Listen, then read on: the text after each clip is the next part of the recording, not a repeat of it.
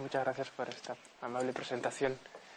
En primer lugar, no sé si han recogido la hoja de la que he hecho fotocopias a la entrada, sino pues bueno, algún organizador, por favor, está en PDLs para que distribuya. Es una serie de textos para entender un poco mejor, mediante ejemplos, qué puede significar esto de cerebro y trascendencia. Otra manera de titular este speech, ¿verdad?, de una manera negativa, podría ser cerebro y digestión, o cerebro y reproducción. Pero para enfocarlo de las mejores de las maneras, ¿verdad?, utilizar la palabra trascendencia, y es de lo que voy a hablar, más de la trascendencia que del cerebro, porque sobre el cerebro ustedes tienen en Internet, tienen en esta misma universidad profesores muy inteligentes que podrán explicarles de una manera fácil, amable, cómo funciona el cerebro, por lo menos qué sabemos hasta ahora sobre cómo funciona y, bueno, efectivamente qué relación existe entre algunas de las funciones cerebrales y las funciones psíquicas. Más difícil de entender, al menos de aproximarse al problema, es, bueno, relacionar efectivamente los correlatos neurológicos con lo que es efectivamente el pensamiento, la afectividad, las acciones libres, incluso, ¿verdad?, lo que hoy en día está, de los últimos 5 o 6 años, más de moda estudiar entre los propios neurocientíficos, que son las propias vivencias existenciales. A estos últimos les vienen a denominar, quizá de una manera un poco despectiva, neuroteólogos. Bien, de esto vamos a hablar, ¿no?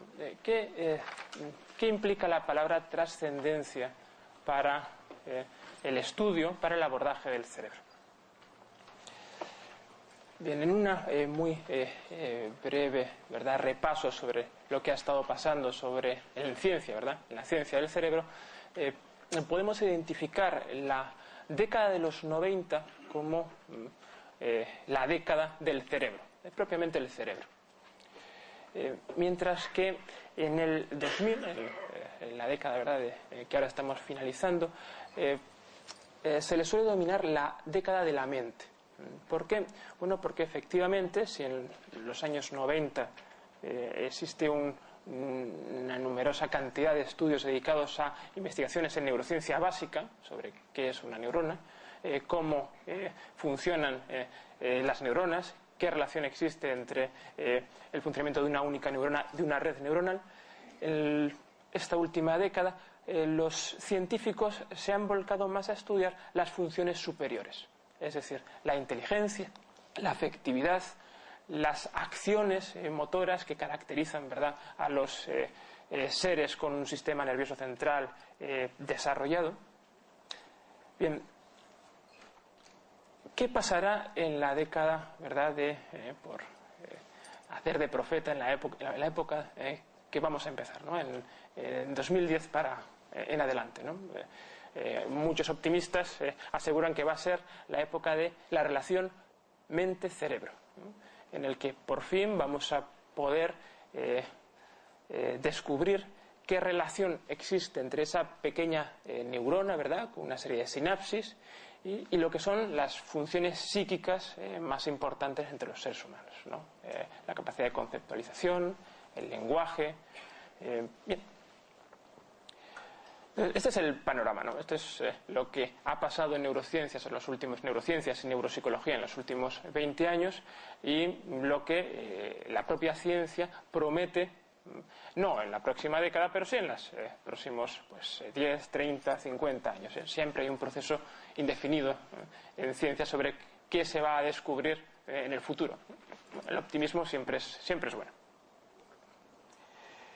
Bien, Dificultades.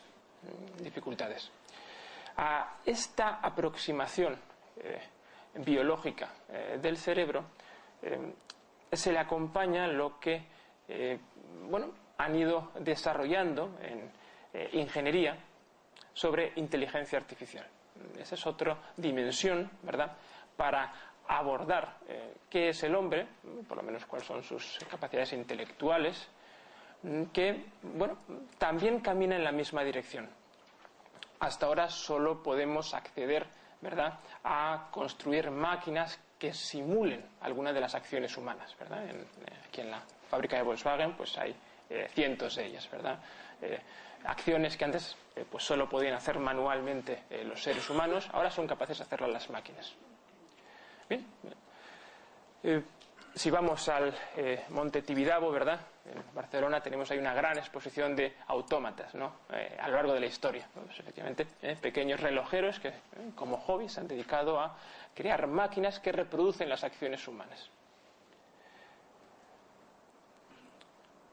Bien, todo esto, tanto la aproximación de las neurociencias como la de las ciencias computacionales, puede llegar a ofrecer una imagen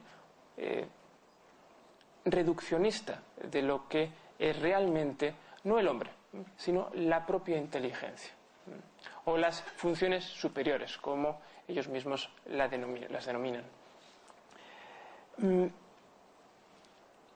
Yo les traje aquí un vídeo de 3 minutos que al final no hemos podido presentarles por una cuestión de audio, pero seguro que todos ustedes han visto la película, o casi todos, si no les animo a verla y a recrear esa escena que yo les había aquí cortado.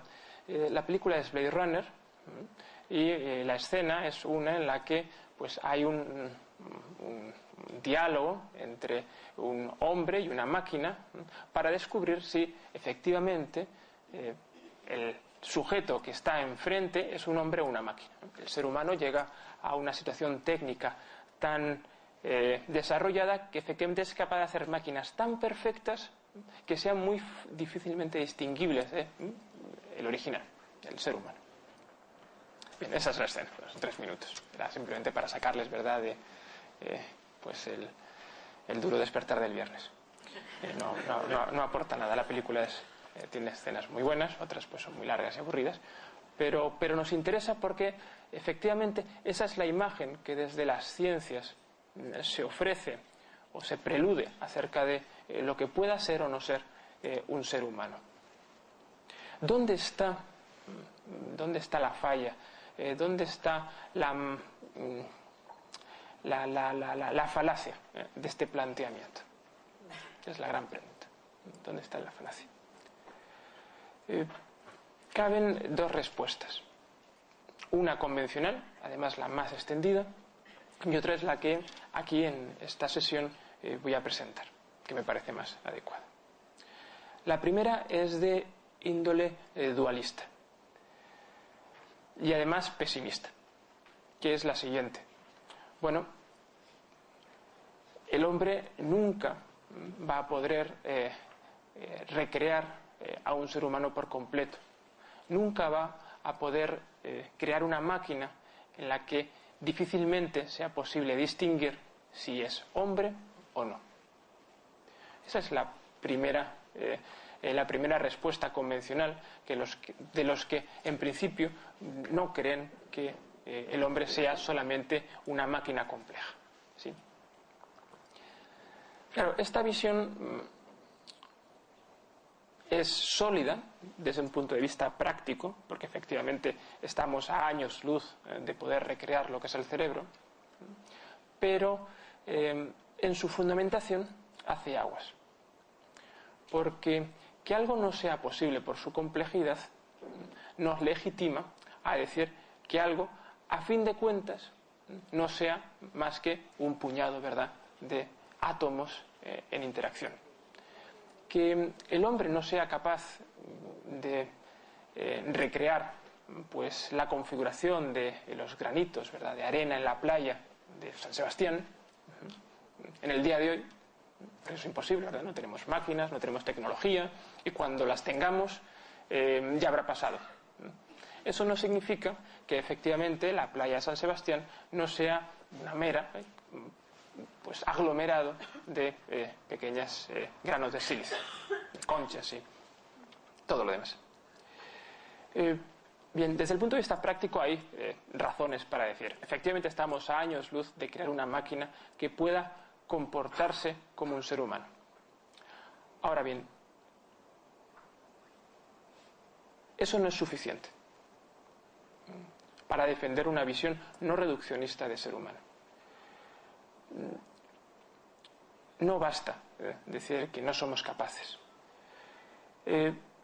porque además es una visión que efectivamente nos van a tachar de retrógrada. Bueno, es que ¿usted qué sabe? ¿Usted qué sabe lo que puede pasar dentro de 2000 años, 5000 años? ¿Cómo estábamos hace 2000 años, verdad? Bueno, hay unas razones importantes para establecer una diferencia entre lo que es la simulación de las funciones cerebrales y pues Internet, ¿verdad? Que es uno de los grandes avances del siglo XXI o de finales del siglo XX. Entre otras razones porque el cerebro hay tantas conexiones sinápticas como estrellas hay en el universo, ¿no? Entonces es muy difícil, ¿no? Realmente es un salto desproporcionado. Pero bueno, efectivamente el hombre ha sido capaz de pues hacer posible lo imposible. Tiempo, ¿verdad? E ingenio. Tenemos ingenio, el tiempo pues no sabemos, ¿verdad? Pero ¿por qué no? O sea, soñar ha sido siempre algo de científicos, primero de escritores y luego de científicos. Bien, ¿qué es lo que falta? Entonces aquí es donde voy a empezar pues quizá la exposición más original, lo que ustedes van a oír menos tanto en ámbito científico como en los medios de comunicación. No así en filosofía. En filosofía es un tema clásico, pero no divulgado. Porque, bueno, entre otras razones, porque la filosofía tiene mucho menos gancho que la ciencia. Y lo que un filósofo pueda decir, pues lo dice con menos autoridad que un médico, que un físico, Entonces a esto me voy a dedicar.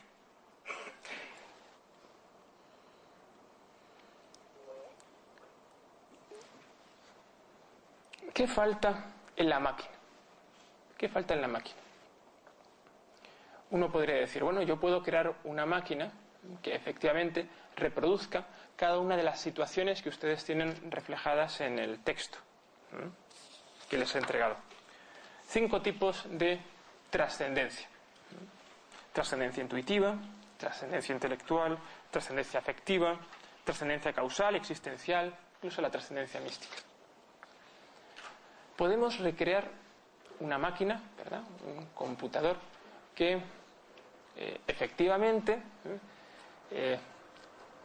su conducta sea idéntica a la de un sujeto que decida pues estudiar medicina, por ejemplo, o simular una máquina que les diga a ustedes que sea enamorada. Eso podemos hacerlo ya de manera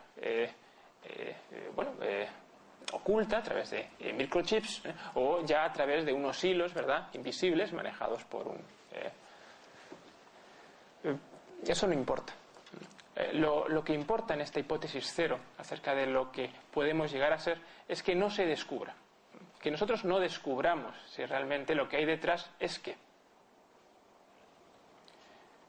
Esta es la pregunta. La respuesta habitual desde la perspectiva dualista es que sea consciente, que la máquina, cuando escribamos, ¿verdad?, ¿estás enamorada?, la máquina contesta sí. ¿Cuánto de enamorado? Pues estoy muy enamorado, lo daría todo por ella, ¿no? Pues el programador ha introducido una serie de frases, ¿verdad?, clásicas, típicas, incluso le ha dado una cierta capacidad para mezclar frases, con lo cual pues y una base de datos enorme de todos los libros sobre enamoramiento y entonces efectivamente nosotros no sabemos si realmente estamos hablando con un sujeto que está detrás de la máquina efectivamente es capaz de procesar autónomamente ese tipo de información.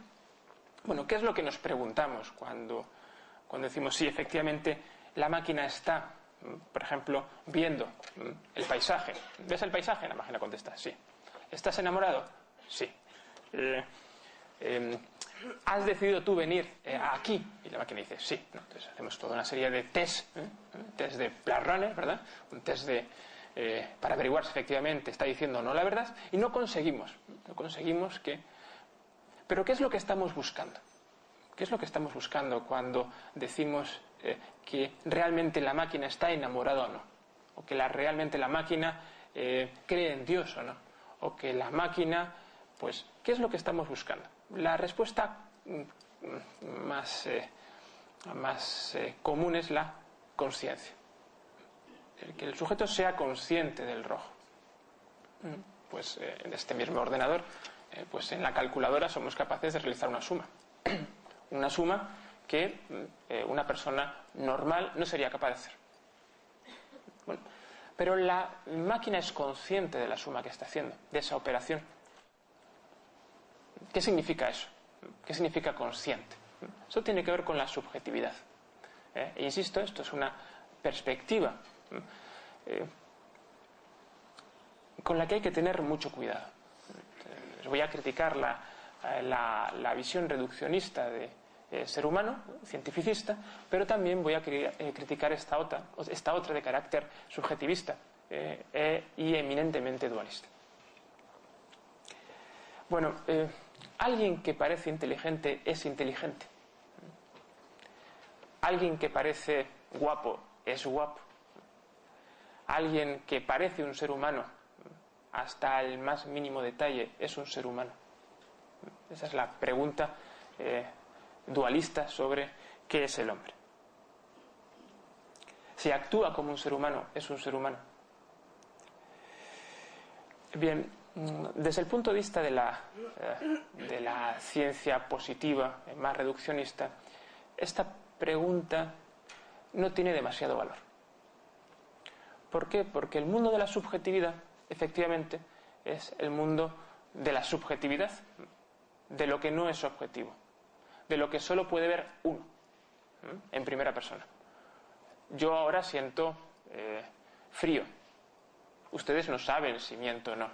Quizá un neurofisiólogo podría venir, poner unos aparatos en la cabeza y detectar si efectivamente las ondas, ¿verdad?, que transmiten mis receptores de temperatura son capaces de... Bueno, pero efectivamente la impresión del frío es algo subjetivo. Solamente lo siento yo y lo transmito. Y ustedes tienen que confiar en mí. Esto es bueno, más o menos así, no del todo, porque también tener frío, entre otras cosas, es comportarse como si uno tuviera frío, abrigarse un poco más. Bien, hay diferentes signos, pero no vamos a entrar ahí. Nos basta aceptar en esta perspectiva la subjetividad como lo que solamente es accesible en primera persona. Claro, lo solamente accesible en primera persona, desde el punto de vista de la ciencia, donde lo que se busca es la verdad, lo constatable, lo verificable, que mi afirmación pueda ser constatada en cualquier laboratorio del planeta, bueno, efectivamente tiene poca importancia. Estamos en el reino de la objetividad. Solo cuenta, por lo menos solo cuenta como verdadero aquello que todos podemos comprobar por nuestra, ¿verdad?, cuenta. ¿Sí? Claro, lo subjetivo, bueno, pues será más o menos importante, pero los científicos, a algunos científicos, no todos, algunos, no, esto, bueno, le llaman ellos un epifenómeno. Bueno, es un fenómeno, pero al margen, efectivamente, de lo que hace el cerebro y al margen de lo que realmente es un ser humano. Sucede, efectivamente, sucede, pero no es importante. Que yo tenga la experiencia de agente, de sujeto que efectivamente elige libremente su destino, ¿verdad? Eso es un epifenómeno. Si yo lo siento, es una percepción subjetiva, pero no es importante. ¿Por qué? Porque lo que importa no es lo que yo sienta, lo que importa es lo que es. Y un científico le dirá a usted, mire, en este mundo de causas y efectos, todo lo que usted hace tiene una causa. Y si todo tiene una causa, usted no decide nada. ¿Se ve? Bien, otra respuesta cientificista también a esta crítica de la subjetividad es la de, bueno, la subjetividad, la conciencia de sumar, no es sino, efectivamente, lo que se produce dentro, ¿verdad?, de un sistema complejo. Es decir, usted quiere simular, usted quiere recrear, usted quiere crear otro ser humano. Simplemente, pues coloque cada uno de los átomos de Louis Echarte, ¿verdad?, en una máquina, recree su configuración y ya ha creado otro Louis Echarte, que siente lo mismo que Louis Echarte. ¿Podemos constatar realmente si los dos sentimos lo mismo? Bueno, no es posible. No es posible.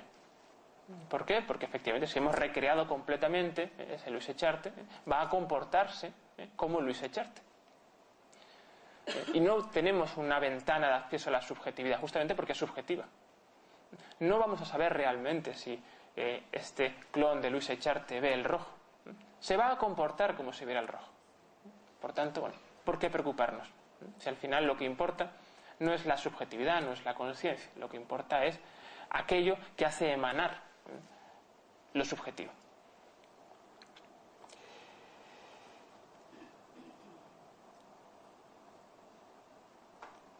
Bien, dicho de otra manera, esto es buscar el alma humana.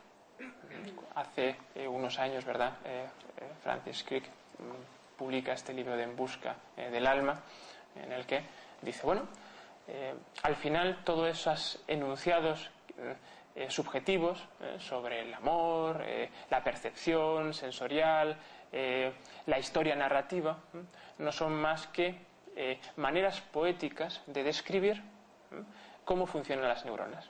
Con lo cual, si entendemos cómo funcionan las neuronas, podremos efectivamente llegar a hacer entender y a eliminar ese lenguaje poético y falso, ¿verdad? Poético y falso. Claro, el problema de la subjetividad trae cola. Thomas Nagel lo presenta de la siguiente manera.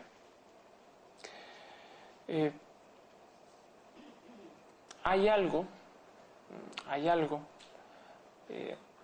a lo que no tenemos acceso y que nos hace sospechar que lo que sucede, ¿verdad?, en el cerebro, o mejor dicho, lo que sucede en nuestras mentes no puede reducirse al cerebro.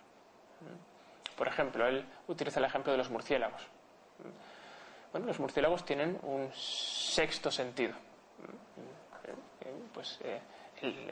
Tienen un aparato, ¿verdad?, que emite sonidos y son capaces de recoger esos sonidos, ¿verdad?, como pues ondas eco, ¿verdad? Bien, nosotros no sabemos qué percepción, qué sienten los murciélagos cuando entienden el mundo no de una manera visual o auditiva, sino a través de ondas que chocan, ¿verdad?, que emiten, chocan contra lo que tienen delante y vuelven, ¿no? Y ellos procesan y así configuran el mundo. No sabemos lo que sienten estos animales. Es otro sentido. No podemos reducir la experiencia mental a mera descripción. Bueno, los neurocientíficos, la apuesta es que sí. Sí que podemos.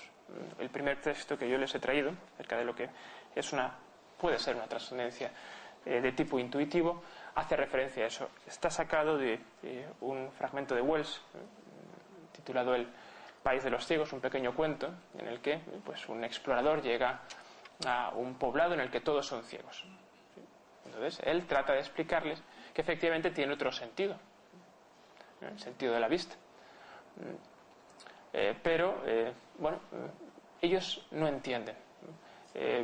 Ellos acaban, ¿verdad?, apaleándole porque piensan que está loco, que intentan sacarle los ojos, ¿verdad?, porque efectivamente es el origen del mal. No, algo así ocurre con los ordenadores. Es decir, ¿cómo hacer entender a un ordenador lo que es el rojo? Lo que es el rojo. Si ya tenemos problemas, ¿verdad?, para lograr comunicarnos con enfermos, con sordomudos, ¿verdad? Es muy difícil, ¿verdad?, hacerles entender que estamos efectivamente utilizando un lenguaje simbólico, que se pueden comunicar, bueno, ¿qué es lo que le falta a un ordenador que no tiene ninguno de los sentidos? Empezamos de cero. ¿Cómo enseñar a un ordenador cualquiera de nuestros sentidos? Pues la vista, el oído, el tacto, el olfato. ¿Cómo hacer eso? Nos basta introducir enunciados sobre lo que es el color de rojo. ¿Qué longitud de onda tiene el rojo? Podemos hacer entender a un ciego lo que es el rojo meramente con la descripción de lo que es la rojedad desde el punto de vista físico o estético o funcional, ¿no? El rojo en un semáforo. Bueno, ¿qué es ver el rojo? ¿Qué es ver el rojo? Y si podemos reducir la rojedad a meras interacciones neuronales. Bueno, la respuesta de la subjetividad tiene que ver con, tenemos un dentro. Tenemos un dentro. El rojo es, introducir, pues en un escenario, ¿verdad?, en un teatro de la conciencia, pues los estímulos físicos a un homúnculo que en algún lugar de nuestro cerebro, ya sea un homúnculo material, un módulo cerebral que es el que realmente ve, o un módulo espiritual, pues el espíritu, ¿no?, una especie de fantasma en la máquina que es capaz de entender los estímulos físicos de una manera consciente, subjetiva, fenoménica. Bueno, efectivamente, esta visión dualista de la inteligencia, de la afectividad, de las funciones superiores humanas, tiene muchos problemas. En primer lugar, está el tema de, ¿cómo se integran ambos mundos? Porque percibir, ¿verdad?, es percibir algo, y percibimos lo físico. Antes que otra cosa, ¿verdad?, lo que vemos son objetos materiales. ¿Cómo algo espiritual, que es pues una manera de llamar X, incógnita, lo que no sabemos qué es capaz de transformar lo físico en algo que tiene que ver con la rojedad? No es posible eso. Es muy difícil, porque más justamente lo físico parece lo opuesto a lo material, lo que no es material. Y si es lo opuesto a lo material, ¿cómo es posible interacción? Es uno de los grandes problemas, ¿verdad?, del dualismo. Otro punto de vista es el ético, ¿verdad? Si realmente somos dos cosas completamente distintas, ¿qué tiene que ver con nosotros el mundo físico? ¿O qué tiene que ver con nosotros el mundo espiritual? Que está muy relacionado con el tercer problema. ¿Qué es el hombre? El hombre es la máquina en la que pues ha bajado un fantasma, ¿verdad?, o una emanación divina, que es lo que defenderá Berroes, ¿verdad? Al final el hombre es la máquina y cuando muere el cuerpo, ¿no?, cuando desaparece lo material, el hombre desaparece, ¿no?, y esa emanación vuelve a Dios.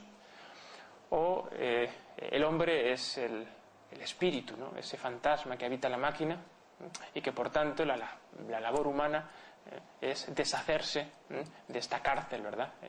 El cuerpo es la tumba del alma, ¿no? Y por tanto pues la ética se reduce a un ascetismo, ¿no?, a un librándose de todo lo que no es espiritual.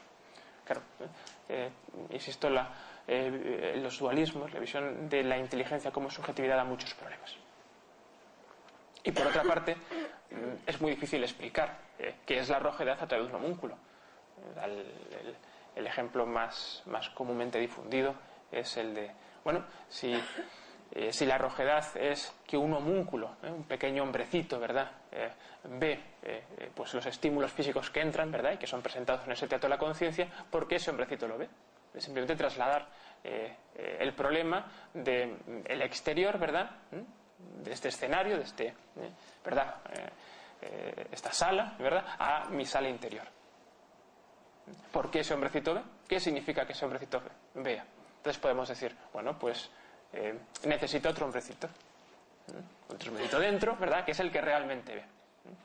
¿Y qué significa ver? Y otra vez lo mismo, ¿no? Pues necesitamos otro hombrecito. Y así, ¿verdad?, en un círculo infinito del que no es posible encontrar salida. El problema de entender la inteligencia como subjetividad como un dualismo misterioso, es problemático tanto desde el punto de vista lógico como también existencial.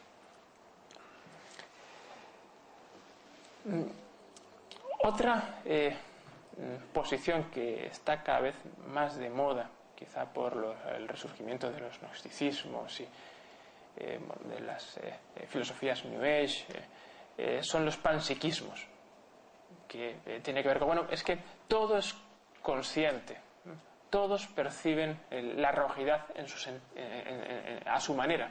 Es decir, hay conciencia en el ordenador, hay conciencia en este vaso. Lo que pasa que a medida que los seres son más complejos, esas experiencias también se enriquecen. Todo es consciente. Que al final viene a ser o viene a tener las mismas consecuencias que afirmar que nada es consciente. Este es un tema en el que no voy a entrar, pero bueno, que sepan que también hay científicos que tratan de defender este quizá dualismo de propiedades que el propio Thomas Nagel pues presentó y luego ha comenzado a criticarse o a criticar, ¿no? Bien, voy ahora a pasar a tratar de ofrecer otra perspectiva, la de la inteligencia, no como subjetividad, sino como trascendencia.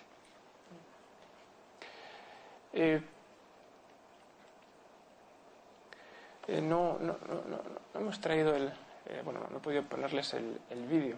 Tenemos aquí detrás pues también una buena modo de entender qué es el ser humano y que quizá nos ayude a desplazar el centro, ¿verdad?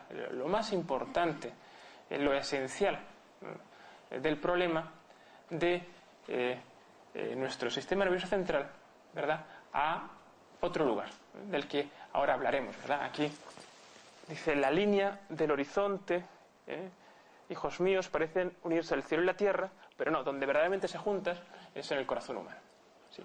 Algunos científicos, algunos neurólogos dirán: no, donde verdaderamente se juntan es en el cerebro, ¿no? Esa es una visión dualista. El fundador de esta universidad es que acierta, ¿no? Como siempre acierta y no se equivoca, porque lleva menos a confusión a decir que efectivamente lo esencial, lo más humano tiene que ver con el corazón que no con el cerebro. Bueno, ¿qué quiere decir que pensar, amar, realizar un acto heroico fundamentado en una propia decisión libre es un acto trascendente y no subjetivo? Que lo esencial, lo importante, es que justamente es ese trascender y no la impresión, ¿no?, que yo obtengo de esa vivencia, ¿no?, de esa actividad. Bueno, la mayor parte de ustedes sabrán, trascender viene a ser como salir de sí, mejor que de sí, salir de. Por poner un ejemplo muy básico, ¿no? Siempre tiene que haber un origen y un destino y un cambio, ¿no? Pues salir de esta sala, ¿verdad? Estoy trascendiendo la sala, ¿no? Sería hacer un juego de palabras demasiado pero algo así tiene que ver, salir de sí. Claro, hablar de la inteligencia como trascendencia tiene que ver con decir que la inteligencia es eminentemente actividad.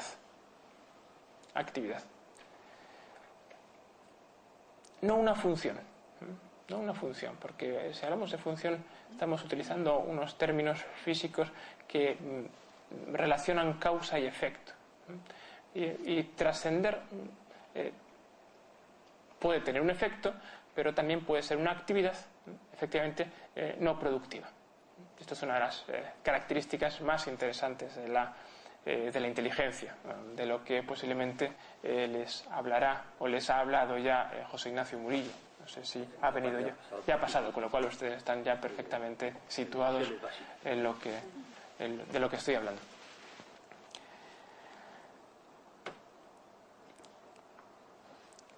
Claro, definir la inteligencia como actividad traslada el problema de lo objetivo y lo subjetivo. Que algo sea realmente inteligente no tiene que ver con la experiencia de saberse inteligente. Este ordenador, si es inteligente, no es porque tiene conciencia de que es inteligente. Ni enunciado de salgo de esta sala. La verdad de ese enunciado no tiene que ver con que yo sea consciente o no de haber salido. Yo puedo, pues, haberlo hecho dormido. Pues me he quedado dormido, como alguno de ustedes, y en el sonambulismo, pues he salido por la sala. Bueno, ¿he salido de la sala? Sí. ¿He sido consciente? No. ¿Eso importa? No. Para el enunciado. Usted ha salido de la sala. Es que yo creía, es que mi impresión... Da igual. Y en eso tienen razón los científicos. Eso tienen razón los científicos. Lo objetivo, mejor dicho, lo objetivo, lo esencial, en este caso, del enunciado he salido de la clase, es que yo haya salido, de hecho, que yo haya realizado la acción.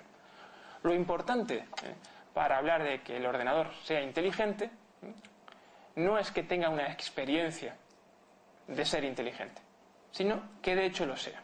Ahora bien, ¿qué significa ser inteligente? ¿Qué significa ser inteligente? Bueno, yo aquí les he traído 5 ejemplos sobre 5 tipos de trascendencia. Una primera, la trascendencia intuitiva, quizá la primera de ellas. Hablamos de intuición en el sentido de que no están mediadas. Todas las demás exigen una mediación. Es decir, no es posible conceptualizar, ¿verdad? Crear un concepto o decir una palabra si uno tiene vacío, ¿verdad? Todas las entradas sensoriales. No es posible realizar un acto libre si uno no tiene capacidad ni de percibir ni de procesar una información de una manera adecuada. No es posible. Sin embargo, la trascendencia intuitiva es quizá la más básica, ¿no? Es el primer bloque. Es decir, perciben los ordenadores. ¿Qué significa que un ordenador perciba? ¿Qué significa que vean la rojedad? O que simplemente hagan una simple suma, ¿no? 1 más 1, 2. Bueno, no tiene que ver con un dentro, con que el sujeto se presente, ¿verdad? Ni que duplique 1.000.000 de veces, ¿verdad?, la rojedad. Tampoco tiene que ver con una actividad desarrollada de manera eficaz.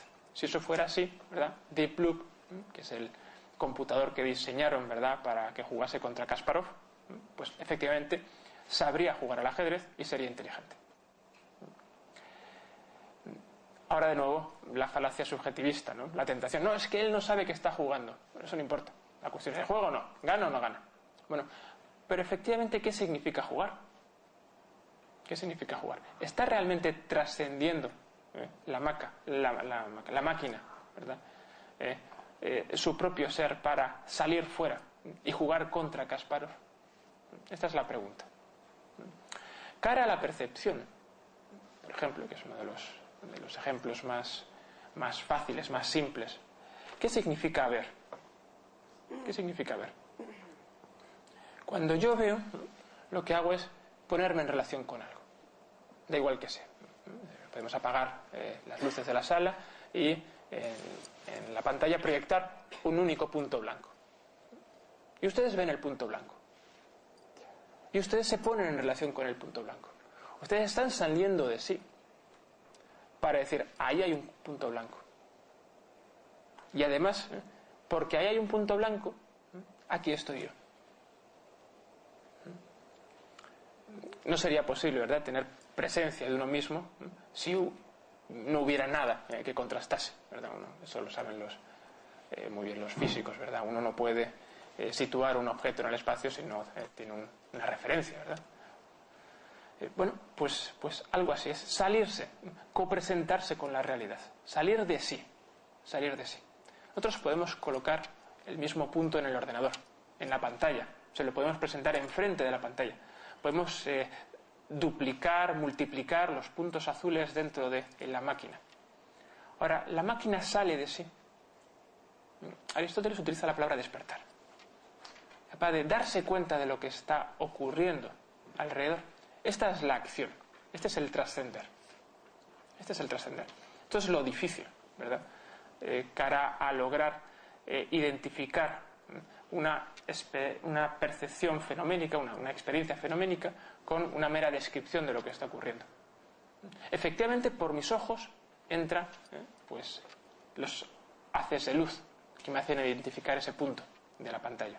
Igual que en el ordenador, nosotros colocamos perceptores, ¿verdad?, que hacen que se detecten y se transformen los estímulos en inputs que entren. Ahora, ¿qué sucede cuando los inputs están dentro del ordenador o de mi cabeza? Ese dentro no hace a la rojez roja. No supone la transformación. Justamente porque ver no es un interiorizar. Ver es un salir de. Más que, por decirlo de una manera metafórica, más que un hombrecito, ¿verdad?, que está dentro mirando las cosas. La inteligencia tiene que ver, insisto, de manera alegórica, con una mano que sale de nuestras cabezas y va tocando. Tiene que ver con un salir, con una actividad. Claro, la actividad siempre exige un agente. Siempre exige un agente. Esa actividad cuando yo monto en bicicleta, soy yo el que monta, no es otro. En ese sentido, las acciones son objetivables en cierto sentido, solamente en tanto que yo las reproduzco en mí mismo. Uno no puede sacar el biciclear y decirlo, mirad, este es el biciclear, vedlo todos. No, tiene que ver con un agente. Pero no es lo importante. Claro, en las acciones, en esta actividad, en tanto que nosotros podemos pensar y dejar de pensar, amar y dejar de amar, exige una facultad, ¿no? Es decir, algo que es capaz de ser actualizado. La pregunta es, ¿y un órgano? Exige un órgano, entendiendo como una maquinaria física que la ponga en marcha. Uno podría pensar, bueno, pues efectivamente el volar es una actividad realizada por una máquina, ¿verdad?, que forma parte de esa paloma, ¿verdad?, que nos sobrevuela. Bueno, ¿es la inteligencia como el volar? Al final, lo que hace nuestro cerebro es funcionar como una máquina que nos hace trascender. Bueno, esto es mucho más complejo de lo que parece. Pero si eso fuera así, al final tendríamos que admitir los postulados eliminativistas, ¿no?, el reduccionismo cientificista. Al final sí, efectivamente, la inteligencia no es meter cosas en la cabeza, sino simplemente actuar. Pero no tenemos, no está justificado reducir los actos intelectivos a mera producción o mera actividad de una máquina. ¿Por qué no? Bueno, porque efectivamente la rojez, ese salir, ese trascender, ese copresentarse, ¿verdad?, con lo externo, no forma parte de, ¿cómo decirlo?, del rango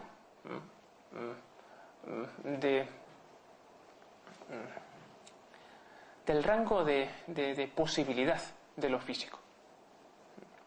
Lo físico, ¿verdad?, y eso lo saben muy bien los científicos, pues es lo que se puede medir, lo que se puede pesar, lo que interacciona. Ahora, ¿qué significa ser copresente con algo? Que yo vea el punto. Es decir, que yo sepa que el punto está allá afuera. Y además que no soy yo. ¿Qué significa eso? Bueno, pues eso no parece posible lograrlo simplemente diciendo, bueno, pues cogemos estos 5 millones de neuronas y en vez de ponerlos todos a la derecha, a la izquierda. No. Es un problema categorial. Dicho de otra manera, por ponerles un ejemplo, ¿cuántos colores hacen falta para pintar un cuadro y crear una obra maestra? Bueno, pues 1, 5, 1 millón. ¿Qué hace falta realmente para pintar una obra maestra? Y uno puede decir, bueno, pues hace falta primero conocer todos los cuadros, luego conocer todas las técnicas, y entonces cuando dentro de 10.000 millones de años, cuando ya sepamos realmente pues dominar los colores, entonces ya todo serán obras maestras. Y dice, uy, no, ahí falta algo, ¿no? Es decir, la calidad de un cuadro no se mide por la configuración, los colores, desde el punto de vista puramente técnico. Hay algo así pasa con la inteligencia. La inteligencia, en ese copresentar, no encontramos a lo físico. Existen correlatos de lo físico. Correlato significa que uno, pues cuando ve la rojez, efectivamente hay algo que se activa en nuestro cerebro. Pero no encontramos una relación causal. ¿Y por qué que yo tenga estas zonas activadas en mi cerebro soy capaz de verlo rojo? ¿Por qué? Podría ocurrir en diferentes mundos posibles cosas completamente dispersas y lo más bizarras. Por ejemplo, pues en otro mundo, ¿verdad?, hipotético, cada vez que yo veo lo rojo se me levanta el brazo hacia la derecha. Fíjese. Entonces, ver lo rojo es que se me levante el brazo a la derecha. Muy bien. Por tanto, reduzco. Lo rojo es brazo a la derecha. No está justificado establecer ese vínculo. Por mucho que se repita. Por mucho que se repita. Bueno, la trascendencia intelectual, la intuitiva, pues yo creo que más o menos he tratado de lanzarla. Pues eso, efectivamente, es salir de sí, de la manera más básica, ¿no? Claro, la manera de salir de sí que tenemos los seres vivientes a través de los sentidos es, bueno, pues efectivamente, pues desmenuzando la información, pues lo que hay afuera a través de la vista, lo que hay afuera a través del oído, lo que hay afuera a través del olfato, y luego nuestro cerebro lo reconstruye, ¿verdad? Nuestra percepción ya está, antes de todo juicio, ¿verdad?, ya está modificada. Hay unos experimentos muy bonitos que podría enseñarles, pero no nos da tiempo para mostrarles esto, ¿verdad? Nosotros vemos lo que nuestro cerebro quiere que veamos, ¿verdad? Y nos engaña muchas veces, ¿no? Hay muchos espejismos. Bueno, ¿qué es un trascender intelectual? Es otro de los grandes retos, para mí imposibles, ¿verdad?, de las ciencias computacionales. Bueno, efectivamente, pues el cerebro reconstruye la información, la procesa y da un panorama global de lo que hay afuera. Bueno, la trascendencia intelectual es preguntarse por la verdad de lo reconstruido. Por la verdad. Es decir, ¿es realmente eso que está allá afuera lo que hay allá afuera? Claro, si los animales son inteligentes, ¿verdad?, más o menos, solo el hombre se hace esta pregunta. Solo el hombre tiene este tipo de trascendencia intelectual. Se pregunta por, efectivamente, mi concepción del mundo o mi juicio, ¿verdad?, sobre este particular, ¿es auténtico o no? Pero, ¿cómo hacemos que un ordenador se haga esta pregunta sobre la verdad? De hecho, nos cuesta muchas veces lograr que las personas humanas se hagan esta pregunta, ¿no? Que salgan, ¿verdad? Aquí tengo un fragmento de un libro maravilloso de Lewis, ¿no?, en el que efectivamente dos intelectuales discuten sobre lo que está bien, lo que está mal, ¿no? Y es muy difícil sacar a los académicos, ¿verdad?, que están encerrados en sus propias teorías de... Bueno, ¿qué es la verdad? Una más, trascendencia afectiva, otro tipo de trascendencia, que no es intelectual, que tiene que ver con abordar de otra manera la realidad, y además de una manera total, global. Amamos muchas veces lo que no conocemos. Bueno, yo diría que siempre amamos lo que no conocemos, porque no conocemos nada completamente. Bueno, ¿qué es esto? Y esto es capaz de hacerlo, pues la persona menos inteligente, el niño o el adolescente más enamoradizo. Yo traigo aquí unas rimas de Becker, ¿verdad?, en el que, bueno, un adolescente se le presenta esto y dice, efectivamente, el amor, ¿no? El amor es para siempre, te amaré para siempre. Pero si no me conoces, da igual, te amo. Pero a lo mejor cambio. Eso no tiene que ver, ¿no? Es otra manera de abordar lo real. Y a veces se equivoca. A veces, efectivamente, pues amamos y nos equivocamos al amar, ¿no? Y por eso también en esa borrachera, ¿verdad?, el amor se ve igual que a la hora de percibir, muchas veces nuestras percepciones son equívocas. ¿Por qué? Bueno, porque efectivamente hay un componente material. Porque ver también es y tiene que ver con la materia, porque amar también tiene que ver con la afectividad, ¿no? En ese cóctel hormonal que son los adolescentes, efectivamente uno ama, pero ama en buena medida motivado pues por lo que está ocurriendo dentro.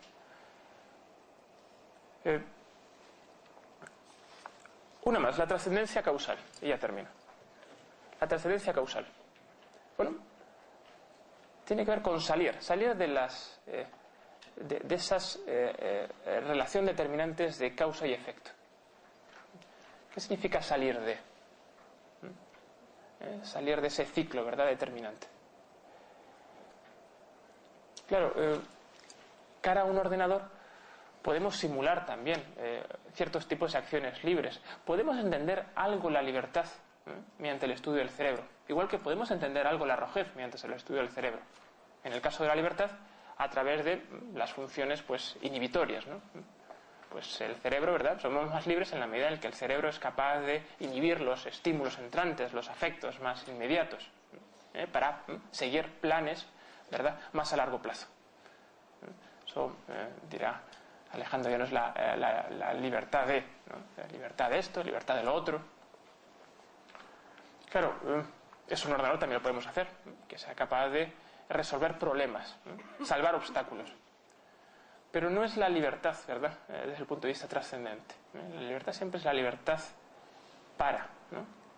¿La libertad para qué? ¿Cómo convencer a un ordenador, ¿verdad? ¿Cómo hacerle ver de que es libre para? ¿Pero qué significa esto? De nuevo es volver a preguntar por el cuadro, ¿verdad? Y los millones de colores. ¿Cuántos chips tienen que haber para que un ordenador lo entienda? No es una cuestión de chips. Tiene que ver con otro rango. Y claro, es una libertad en que es el ordenador es el que es libre. Porque bueno, bien, uno siempre puede decir, bueno, soy libre para hacer esto otro, pero este para lo has decidido tú. ¿Hay mérito en esa elección? ¿O simplemente pues eres un conjunto de fines a corto y a largo plazo? Y entonces eres libre porque eliges las de a largo plazo. No es estrictamente la libertad tampoco eso. Es la libertad en el sujeto. Y por último, la trascendencia existencial, ¿verdad?, que tiene que ver con la búsqueda de sentido. Preguntar por el sentido. Preguntar, ¿verdad?, por la causa final. Claro, de nuevo, ¿verdad?, esto es un problema que es muy difícilmente traducible a chips. Pero no por su complejidad, sino justamente por que tiene que ver con otra dimensión que no es física. Por supuesto, en el cerebro también encontramos correlatos. Y en el cerebro a veces también evocamos experiencias, ¿verdad?, de experiencias místicas, que dicen los neurólogos, aunque no necesariamente de hecho místicas. Aquí hay un relato muy famoso que se utiliza en la literatura médica, en psiquiatría, ¿no?, sobre, bueno, qué siente un esquizofrénico antes, ¿verdad?, del ataque, ¿no? Y muchos efectivamente sienten una cierta pues revelación divina, una experiencia de unidad con el cosmos, de armonía. Bueno, efectivamente eso nos muestra una capacidad de trascendencia, no necesariamente cierta. O sea, nosotros, un neurocirujano puede evocar, ¿verdad?, en un paciente, ¿verdad?, pues la experiencia de estar tomando un zumo de limón. El zumo de limón no existe. ¿Qué siente usted? Pues estoy tomando un zumo de limón. Igual que uno puede provocar. Hay un científico en San Diego hasta ahora, Ramachandran, que efectivamente con una serie de aparatos es capaz de autoevocarse, ¿verdad?, experiencias existenciales, ¿no? Dice, por fin he sentido a Dios, ¿no? Él escribe en uno de sus textos. Bueno, eso es reducir a Dios a pura física. Eso sería igual que reducir la limonada a pura física. O sea, que uno puede evocar, ¿verdad?, la experiencia de limonada en el cerebro, no significa que la limonada no exista. Que uno pueda evocar, ¿verdad?, una experiencia extática, ¿verdad?, sobre el cosmos y sobre la existencia de Dios, ¿verdad?, no significa que Dios no exista. Significa simplemente nuestra capacidad para preguntarnos por el sentido, incluso para tener esa experiencia de haberlo encontrado, ya sea acertada o no sea acertada.